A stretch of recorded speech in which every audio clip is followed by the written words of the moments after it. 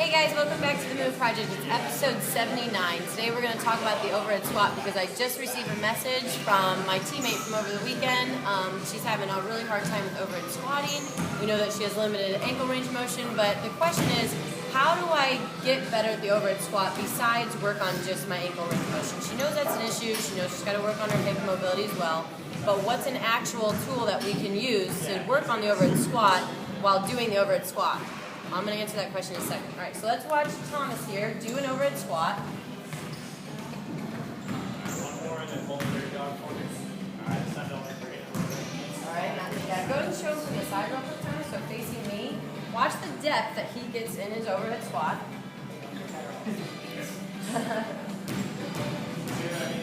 Okay. Having a really hard time getting to the depth that we truly want him to get because remember, we're always looking for the overhead squat to be full range of motion, okay? So what I'm going to have him do is, let's just see, how's your overhead squat when you put your heels up?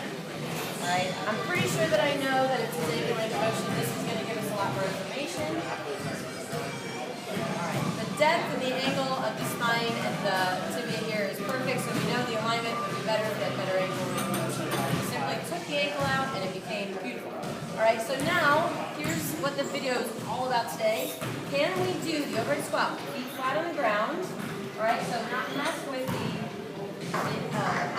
range of motion of his ankle. What can we do to still do the movement itself in its raw form? So what we're going to do is use the feedback tool.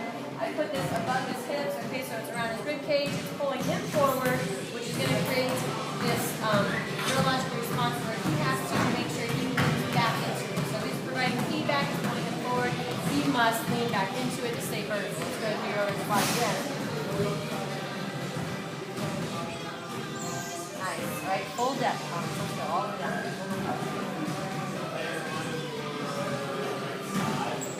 And you can see that depth is very, very similar to what we did with those heels on an incline. So you can do the overhead squat provided that you have a tool pulling you forward to get that counterbalance if you don't have the ankle range of motion. Now let's just make sure, so we're doing this for when you're doing your overhead squat practice. And let's just give you one more mobility drill because ultimately you want to be able to get rid of this feedback tool. So what he's going to do is work on his ankle range of motion and his hip flexion. He's going to put this in between his knees, all right? Put his feet really close together. He's going to put his feet on some kind of incline. This can be on like an elevated half-foam roller. And then he's going to reach up, breathe, squeeze his glutes, and then reach down. Crush that block. So he's got that to provide a tool, making sure that he squeezes that block at the bottom, and then he's going to reach back up. This is the mobility drill that we're working on because it's going to get him into as much dorsiflexion as possible, and also working on his whole posterior chain. So back to back, use that feedback tool, use a band, something, hook it onto the squat rack doing your overhead squats, and then go into this mobility drill. The two combined should give you a much better overhead squat. Good luck.